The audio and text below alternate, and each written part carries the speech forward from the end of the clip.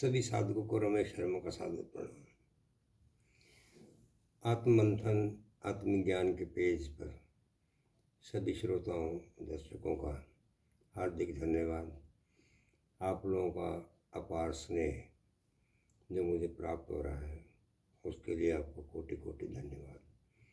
और आपसे मेरा पुनः विनम्र अनुरोध यही है कि आप जो भी पोस्ट देखते हैं सुनते हैं उस पर अपनी प्रतिक्रिया अवश्य व्यक्त करें।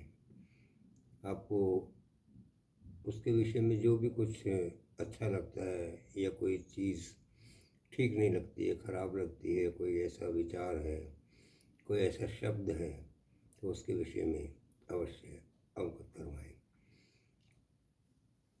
तो भक्ति का जो मूल सिद्धांत है, कहते हैं भक्ति शब्द जो है उसका अर्थ होता है जुड़ाव।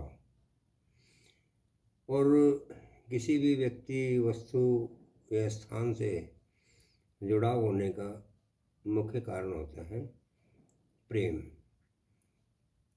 किसी व्यक्ति के साथ हम तभी जुड़ सकते हैं जब हमें उससे प्रेम होता है। प्रेम के कारण ही किसी व्यक्ति को हम सुन सकते हैं और उसके पास जाया जा सकता है, उससे मिलने की इच्छा होती है। अगर हृदय में प्रेम ही नहीं है तो फिर किसी के प्रति आकर्षण हो ही नहीं सकता।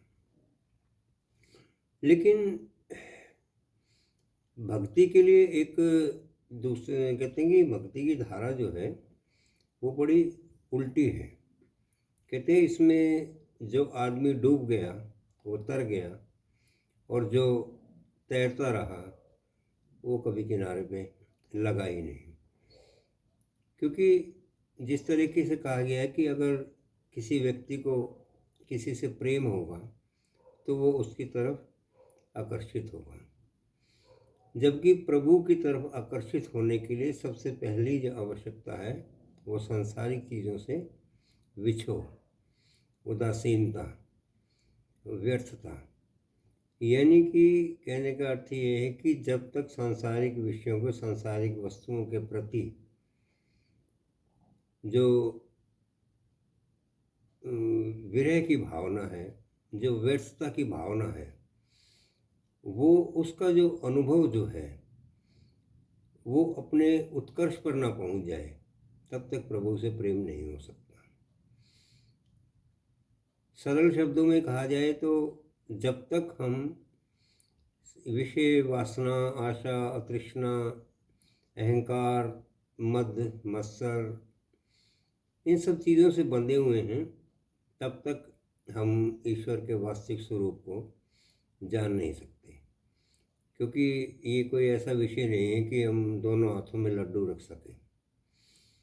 अगर संस्कृत में एक दोहा भी आता कि सुखार्थिनो कुतो विद्या विद्यार्थिन कुतो सुखम, क्षमा कीजिए, सुखार्थिनो कुतो विद्या विद्यार्थिनो कुतो सुखम, सुखार्थिनो त्यजेत विद्या विद्यार्थिनो त्यजेत सुखम। यानी कि जो सुख को चाहने वाला है उसे विद्या प्राप्त नहीं होती और जो विद्या को चाहने वाला है उसे सुख प्राप्त नहीं होता। सुख यानी कि जब तक वो अध्ययन कर रहा है तब तक उससे सुख के बारे में नहीं सोचना चाहिए। इसलिए जो व्यक्ति सुख चाहता है उसे विद्या को छोड़ देना चाहिए और जो विद्या चाहता है उसे सुख को छोड़ देना चाहिए। इसी विषय में एक चीज़ और भी कही गई है कि साधक को अगर विद्या, ये आध्यात्मिक ज्ञान जो है ये प्राप्त करना है, अगर साधक को आप एक पुरुष मान लिए तो माया और मुक्ति, माया और विद्या, ये दोनों ही स्त्रीलिंग हैं। और एक स्त्री का स्वभाव ये होता है कि जिससे वो प्रेम करती हैं तो दूसरी स्त्री की छाया भी अपने पास फटकने नहीं देती, पसंद नहीं करती। तो अगर साधक आध्यात्मिक पथ पर चल पड़ा है, यानी कि भक्ति पर चल पड़ा है, तो माया उसके रास्ते में नहीं आ सकती, बशर्ते कि वो सही मायनों में भक्ति की तरफ अग्रसर हो, यानी कि अपने मूल से पूर्ण रूप से जुड़ा हुआ हो, अपने आप में स्थित हो, संतुलित हो। क्योंकि जब तक हम संतुलित नहीं हैं, संतुलित होने का अर्थ ये है कि सभी संतों ने कहा है कि सब में रचिए, सब में बसिए, रहिए अपने ठोर।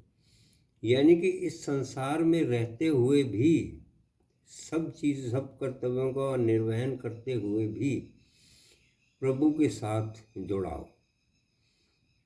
यानी कि क्योंकि बहुत से लोगों को आपने देखा होगा कि वो जंगलों में चले जाते हैं, कपड़े नहीं पहनते हैं, नंगे रहते हैं। तो अगर नंगे रहने से ही प्रभु मिलते हैं तो पशुओं को कब के मिल गए होते हैं। भूखे रहने से ही अगर प्रभु मिलते हैं तो भिखारियों को सबसे पहले मिल गए होते हैं। जो ये कहा गया है ना, जो लोग ये कहते हैं कि संन्यास, तो संन्यास का जो वास्तविक अर्थ क्या है? संन्यास चीज़ों को छोड़ने का नाम नहीं है।